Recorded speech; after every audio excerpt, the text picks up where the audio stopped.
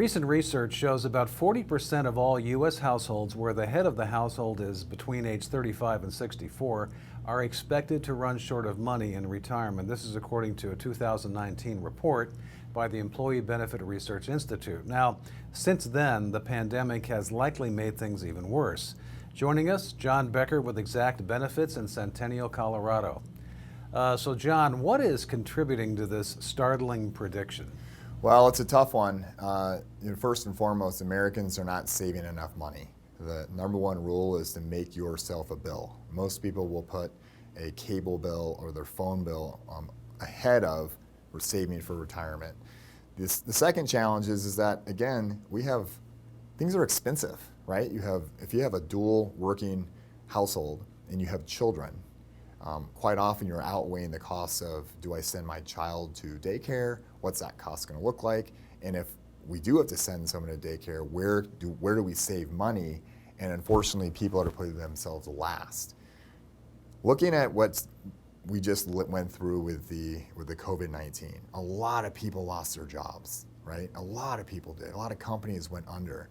And so people were scrambling to figure out, well, how do I stay afloat? How do I feed my family? How do I pay my bills? Maybe that meant depleting your 401k prematurely, which would have been an awful thing because you have a 10% penalty on top of ordinary income tax. A lot of companies also just did away with pensions and guaranteed, defined benefit types of plans and really were reliant on 401ks because it's less risk for the company, right? Everything is now market driven. What's going on in the market today? We have inflation is tripled, literally tripled, right? So filling up your gas tank drains your wallet. Going to the supermarket, you can get a bag of chips. It's the same size, but when you open it, half the amount of food in it, right? So people are feeling the pinch, right? So they're not able to save accordingly. And then the market. Last month, people unfortunately lost a lot of money in their market-driven 401ks or IRAs that are tied to the market. John, how does longevity risk play a part here? We are living longer, right? Food's better, we exercise, medicine has advanced. So unfortunately, or fortunately, we are living longer. But the challenge is if we are not putting enough money away during our working years, coupled with market volatility, we're gonna run out of money. Social Security is already probably committed to making another cutback as far as what the guaranteed pension payments are going to look like for us as we get older in retirement. So there's a lot of factors that are contributing to that. With traditional fixed income strategies like CDs and bonds not returning much right now, what options are left to provide guaranteed income?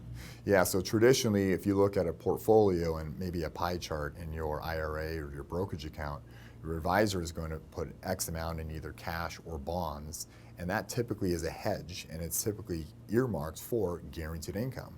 However, the rates of return from bonds right now are awful.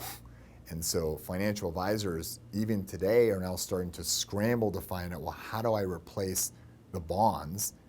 And what we're finding is a lot of them are utilizing an indexed annuity strategy because it allows clients to have a portion of their portfolio, a strategy where you can capture some of the gains, completely protect from downside. Some will even include guaranteed income riders, et cetera, that you can then trigger for a lifetime income stream. That's John Becker in Centennial, Colorado, and this is Retirement News Online.